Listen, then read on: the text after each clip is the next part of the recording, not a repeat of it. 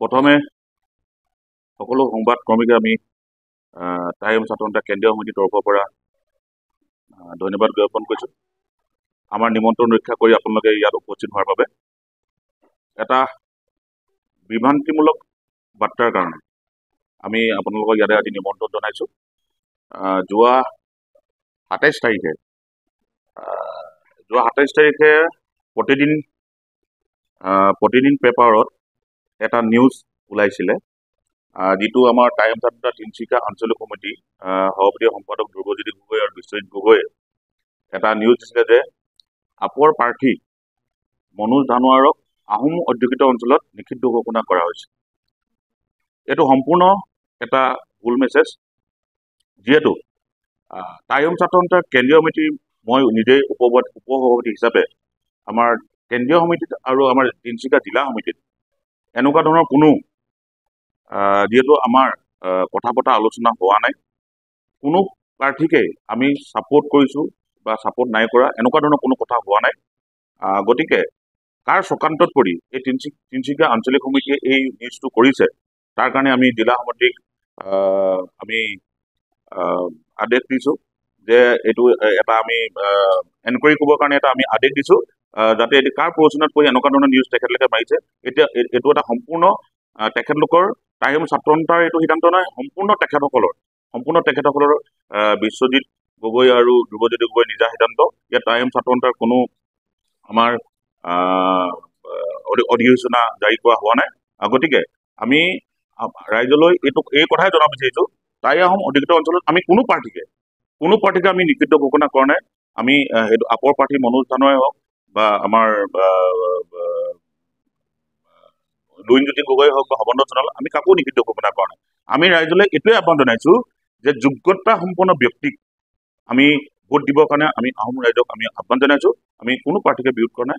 গতিকে আপোনালোকৰ সংবাদ মাধ্যমৰ যোগেদি এইটো এটা ভুল বাৰ্তা আমি আহোম সমাজলৈ, এই বাৰ্তাটো এটা অসমৰ ৰাইজলৈ আমি এই বাৰ্তাটো আমি অলৰেডি তেখেতলোকে কি চক্ৰান্তত পৰি এই ব্যৱস্থাটো এই কথাটো ক'লে, তাৰ কাৰণে আমি এনকুৱাৰী কৰিব দিছোঁ।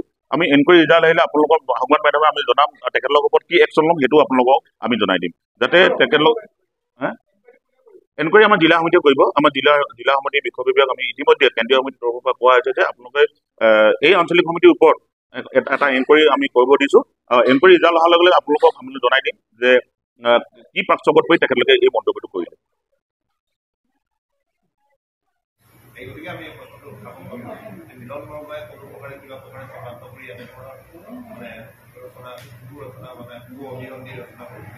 ব্যক্তিগতভাৱে তেখেতে কি কৰিছে আমাৰ তাত ক'বলগীয়া নাই, কাৰণ চবৰে এজন ব্যক্তিগত জীৱন আছে। মিলিয়ন পুৰস্কাৰ ব্যক্তিগতভাৱে কি কৰিছে বা ক'ত গৈছে তাত আমাৰ ক'বলগীয়া একো নাই। এইটো তেখেতৰ ব্যক্তিগত মতামত, কিন্তু টাইম স্বাধীনতাৰ লগত তেখেতৰ কোনো সম্বন্ধ নাই। ধন্যবাদ। টাইম স্বাধীনতাই আমি এইটোৱে আহ্বান জনাইছোঁ, যোগ্যতা সম্পন্ন ব্যক্তিক আমি ভোট দিবৰ বাবে আহ্বান জনাইছোঁ, যাতে যিজন প্ৰাৰ্থীয়ে অনাগত দিনত আহোম ৰাইজৰ কাৰণে কাম কৰিব, আহোম জনগোষ্ঠীৰ কাৰণে কাম কৰিব বা এনেকুৱা ধৰণৰ প্ৰতিশ্ৰুতি দিব, তেখেতৰ লগতে আমি আছোঁ আৰু তেখেতৰ লগতে আমি থাকিম। আমি ইতিমধ্যে তিনিচুকীয়া জিলা সমিতিক তাৰ এনকুৱাৰী কৰিব দিছোঁ যে তেখেতলোকে কাৰ পাঠচকত পৰি এই সিদ্ধান্তটো বা এই নিউজটো দিলে, তাৰ কাৰণে আমি এনকুৱাৰী কৰিব দিছোঁ। পৰৱৰ্তী পৰ্যায়ত আমাৰ তাৰ যিটো ৰিজাল্ট আহিব তাৰ ওপৰত তেখেতলোকক আমি হয়তো বহিষ্কাৰ কৰিব পাৰোঁ বা তেখেতলোকৰ ওপৰত কি ব্যৱস্থা লয় আমি ব্যৱস্থা ল'ম। প্ৰতিদিন পেপাৰত এটা নিউজ ওলাইছিলে আমাৰ আপৰ প্ৰাৰ্থী মনোজ ধানোৱাৰৰ ওপৰত। তেখেতক তিনিচুকীয়া টাইম স্বাধীনতাৰ তিনিচুকীয়া আঞ্চলিক বিশ্বজিৎ গগৈ আৰু ধ্ৰুৱজ্যোতি গগৈ তেখেতলোকে এটা নিউজ কৰিছিলে যে আহোম অধিকৃত অঞ্চলত মনোজ ধানোৱাৰক নিষিদ্ধ ঘোষণা কৰা হৈছে। এইটো এটা সম্পূৰ্ণ ভুল তথ্য আৰু ভুল বাতৰি। যিহেতু মই নিজেই কেন্দ্ৰীয় সমিতিৰ উপসভাপতি হিচাপে আমাৰ তিনিচুকীয়া জিলা সমিতি আৰু কেন্দ্ৰীয় সমিতিৰ পৰা এনেকুৱা কোনো নিৰ্দেশনা জাৰি কৰা হোৱা নাই যে আমি কাৰোবাক নিষিদ্ধ কৰিছোঁ আহোম অধিকৃত অঞ্চলত। গতিকে এইটো সম্পূৰ্ণ এটা ভুল বাৰ্তা। গতিকে এই বাৰ্তাটোত ভুল নাযাবলৈ আমি আহোম ৰাইজক অনুৰোধ জনাইছোঁ।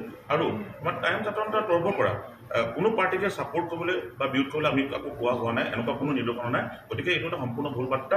এই বাৰ্তাটো যাতে আমাৰ আহোম ৰাইজে বা অসমীয়া ৰাইজে আপোনালোকে অগ্ৰাহ্য কৰে, তাৰ কাৰণে আজি আমি সংবাদ সকলক অনুৰোধ জনাইছোঁ।